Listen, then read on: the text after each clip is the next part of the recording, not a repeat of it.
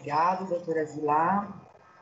Para encerrar o nosso ciclo de palestras, convidamos a desembargadora Luciana Almeida Prado Breschiani para proferir palestra sobre a garantia do direito constitucional à saúde em tempos de pandemia. Doutora Luciana é pós-graduada em Direito Privado e do Consumidor e pós-graduada em Direito Público. É membro do Conselho Consultivo e de Programas da Escola Paulista da Magistratura e diretora do Museu do Tribunal de Justiça. Com a palavra, doutora Luciana, tem 25 minutos para a palestra. Aos 5 minutos finais, eu a informarei. Muito obrigada. Cumprimento a todos os integrantes dessa mesa e todos que nos ouvem. Cumprimento em especial os idealizadores do evento, os diretores de todas as escolas envolvidas nesse seminário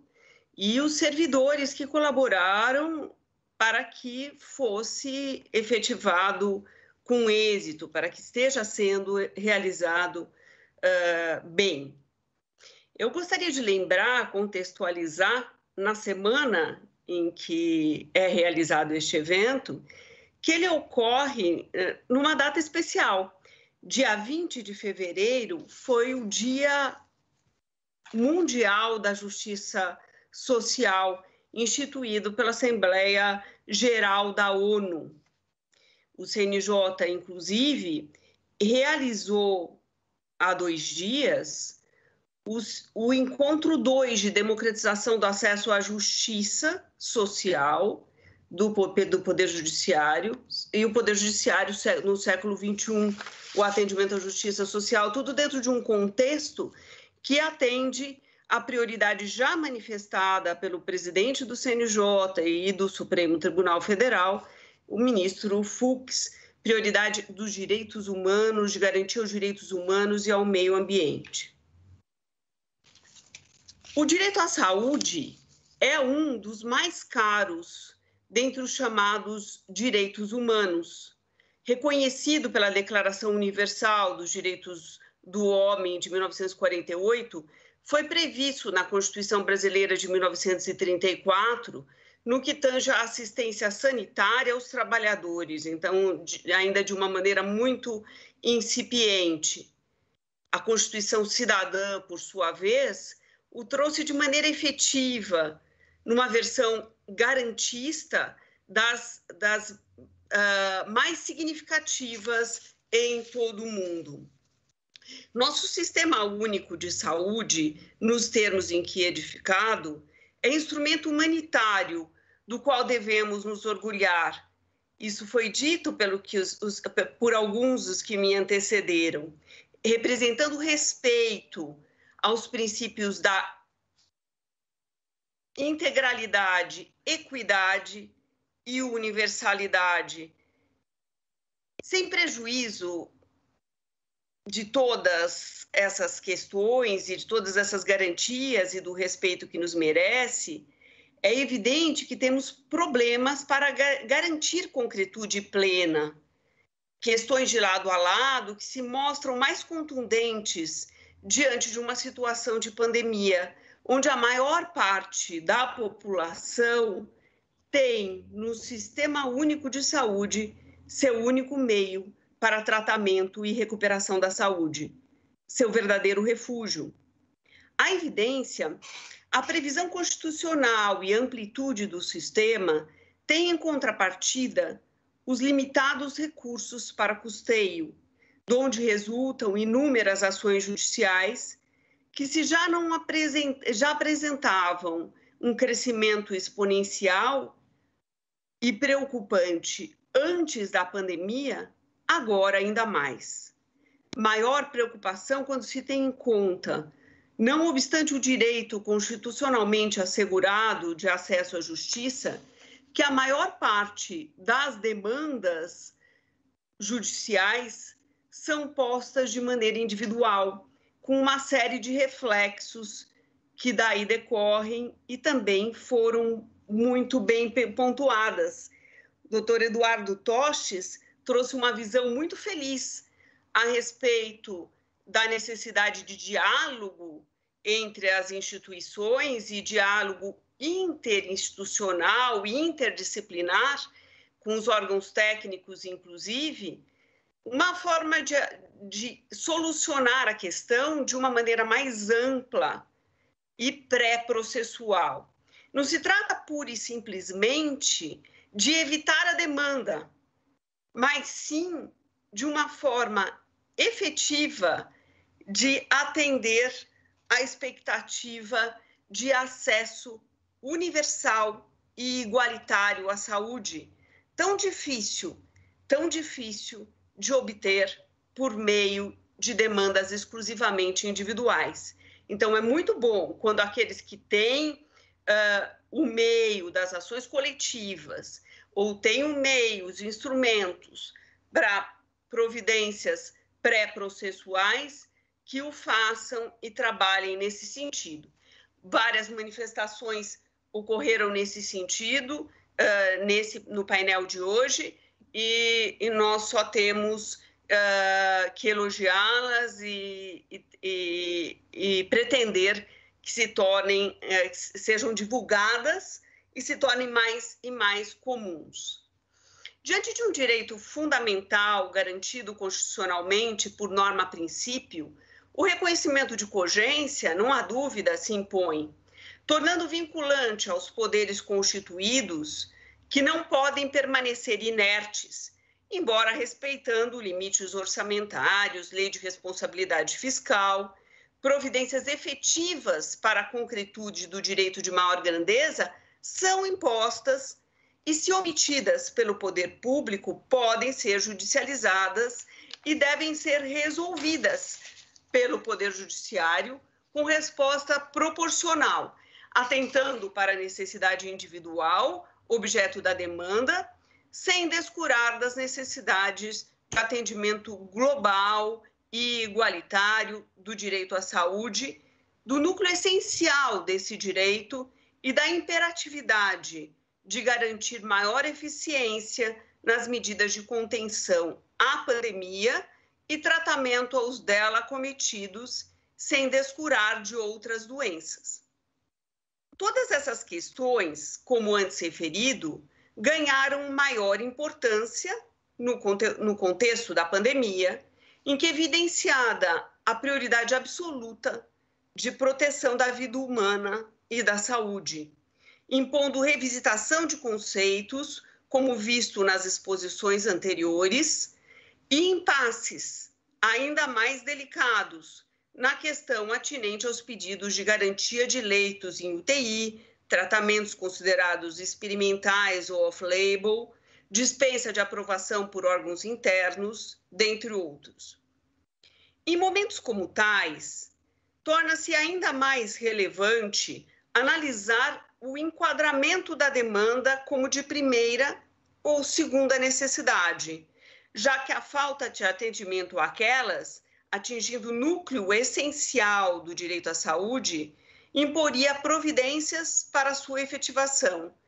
diante de omissão indevida do Estado, ao passo que as demandas de segunda necessidade ficariam condicionadas à possibilidade de sua efetivação por políticas públicas, impondo ponderação de interesses, verificação de limites orçamentários, atentar para a ordem jurídica vigente e preferência aos menos favorecidos para garantia igualitária do acesso às condições mínimas de dignidade. Importa sempre ter em conta, principalmente quando convivemos com situações excepcionais que trazem respostas correspondentes, que o SUS foi criado como uma rede regionalizada e hierarquizada, organizado por diretrizes de descentralização, com prioridade das atividades preventivas.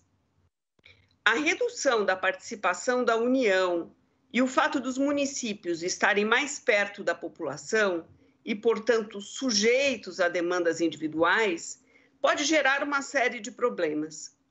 inclusive dificuldades para o efetivo atendimento ao direito, ao cumprimento das demais políticas públicas e aos limites da responsabilidade fiscal.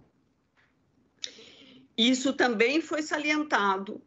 por expositores que me antecederam.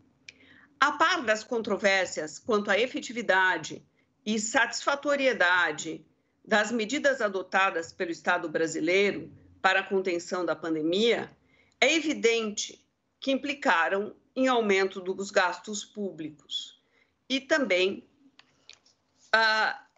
em redução das receitas. Com base nisso, volta à tona a questão da limitação orçamentária, da reserva do possível e de como pode ser considerada sem prejuízo aos valores democráticos da Constituição de 1988. Vem à tona o princípio da máxima proporcionalidade, imprescindível na ação dos agentes públicos e seu exame pelo judiciário a impor a um só tempo ação coerente e preventiva dos órgãos públicos, proibição de proteção insuficiente e proibição do excesso. Assim, por exemplo, apesar da notória limitação dos recursos e de que esse fato reclama a análise da questão sob o enfoque da reserva do possível, é preciso considerar que hoje os contornos do equilíbrio orçamentário também foram, e por igual motivo, flexibilizados para atender a essa situação excepcional. Então, não se admite que, ao mesmo tempo, tenhamos uma legislação mais permissiva, com o bom sentido da palavra, para atender essas demandas, e que se aceite o argumento da diminuição dos recursos para não fazê-lo de uma forma eficiente no combate, quer no combate à disseminação da doença, quer para o atendimento àqueles que adoeceram, de modo que a limitação dos recursos por si só não pode justificar que não haja não só a manutenção, mas a ampliação do atendimento da rede pública, como exigido por essa demanda acrescida, ou mesmo a garantia de renda mínima à população vulnerável, atingida mais fortemente, inclusive no direito ao trabalho. Não podemos perder de vista, por outro lado, a proibição do retrocesso social, que a Constituição erigiu a cidadania como fundamento do Estado, previu a erradicação da pobreza e a diminuição da desigualdade social como objetivo primeiro e perene, além de impor que a ordem econômica, pautada na propriedade privada e na livre iniciativa, observe os ditames da justiça social, assegurando vida digna a todos. Por outro lado, a crise da pandemia do novo coronavírus e as sucessivas legislações editadas para o seu enfrentamento não implicam na suspensão da aplicação do direito. As medidas devem ser as necessárias à restauração da normalidade, com respeito da comunidade científica e obtenção de solução ótima para o momento. As excessivas, por certo, de um lado ou de outro, serão reprimidas para a garantia do exercício dos direitos fundamentais e a probidade administrativa, tão necessárias à garantia dos primeiros. É importante destacar que esses princípios e essas normas não podem ser considerados como antagônicos. Ainda há pouco foi dito que a necessidade de responsabilidade fiscal não pode ser relegada a um segundo plano e que temos risco de retrocesso, inclusive no âmbito legislativo, para o qual devemos estar atentos. A Constituição não pode ser rasgada porque estamos num momento de pandemia, num momento extremamente grave do país. Aliás, é para se garantir a efetividade que algumas adequações são feitas às normas vigentes, mas isso não afasta a obrigação de obtenção da solução ótima para o momento e da proibição ao retrocesso. Dentro dessa proibição ao retrocesso, também nos preocupa sobremaneira admitir uma redução ainda maior do comprometimento da União no que diz respeito à responsabilidade com a garantia do direito universal e igualitário à saúde. Quando falamos, por outro lado, ainda mais uma vez, tentando retomar o que foi dito anteriormente, na importância das demandas coletivas nessa questão e da importância de tentar obter a prestação extrajudicialmente, nós consideramos, antes de mais nada, a obrigação de atendimento integral e igualitário à saúde, que não atinge apenas aqueles que conseguem apresentar a sua demanda individual perante o judiciário, mas a todos os cidadãos, em especial os mais carentes de recurso. Essa é a minha breve exposição para poder admitir a eventual resposta a perguntas e debates.